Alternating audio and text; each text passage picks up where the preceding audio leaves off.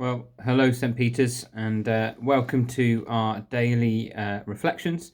My name's David Brown, one of the team members here, and so we've been going through the passage of Luke, and this we've obviously celebrated Easter, and you might be wondering why this week we're exploring Luke 6 rather than looking at Jesus' interactions after the resurrection. And it's because, really and truthfully, I wanted us to think about what life would be like for the disciples after celebrating the resurrection and seeing Jesus for the first time. And actually, I could imagine the disciples gathering together, reflecting upon the things that Jesus said and did. And I could imagine the disciples going, "Do you remember that time when Jesus did this?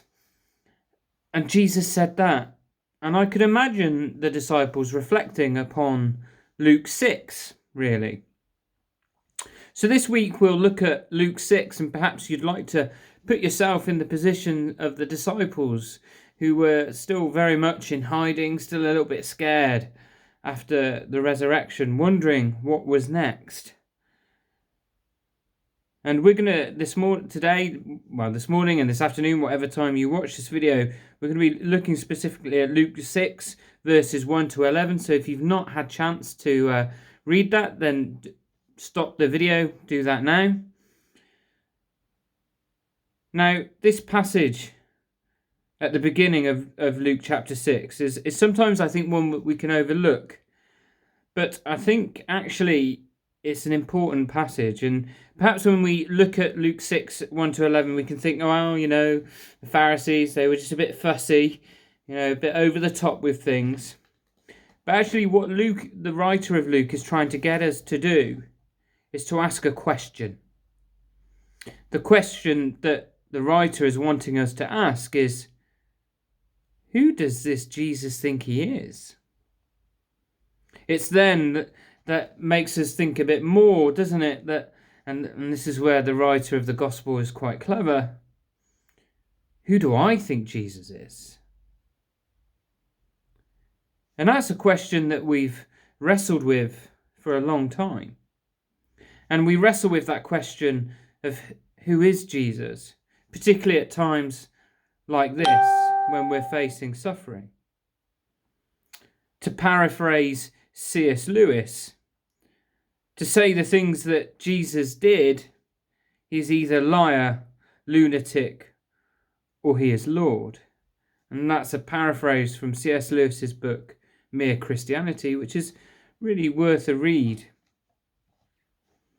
I think that question is a question that the disciples would have been wrestling with at the time.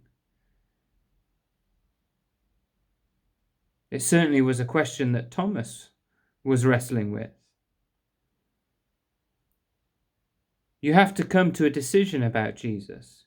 You can't sit on the fence with Jesus. He's not someone you can be undecided about.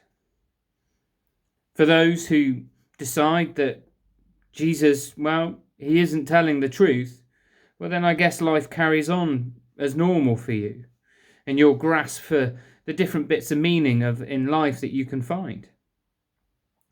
But for those who chose to believe in Christ, well, to quote and paraphrase C.S. Lewis again, I believe in Christianity as I believe that the sun has risen, not only because I see it, but because by it I see everything else.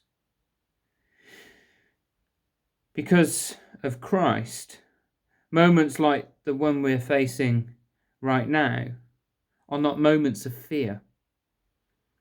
They are moments of hope and trust because of who Jesus is and what he has done. They are moments of hope because we are forever Easter people. Our whole worldview is put into the context of what Jesus has done in his cross and resurrection. So today you might be wrestling with who Jesus is.